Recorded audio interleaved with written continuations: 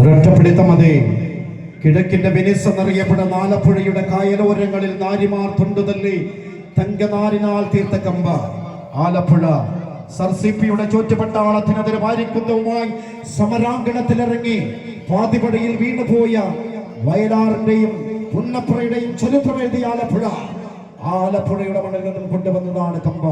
മല്ലപുരയിലേക്ക് ഒരൊറ്റപ്പിടുത്തം മതി. മറുവശത്ത് സഫ്തർ ഹാഷിമി വളവ്.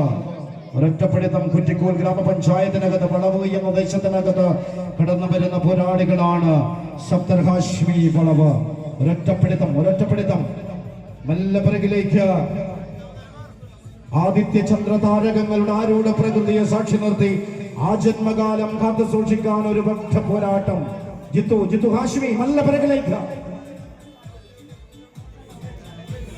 കൂടാനത്തിന്റെ മക്കൾ കൂടുമ്പോൾ ഇമ്പമുള്ള കുടുംബം എന്ന പോലെ വിജേഷിനെയും മുകേഷിനെയും ഒക്കെ അണിനിരത്തിക്കൊണ്ട് പക്രുവിന്റെ പിൻബലത്തിൽ നിന്ന് കൂടാനത്തിന്റെ പോരാളികൾ മല്ലപുരയിലേക്ക് ഒറ്റപ്പെടുത്തമ്മ.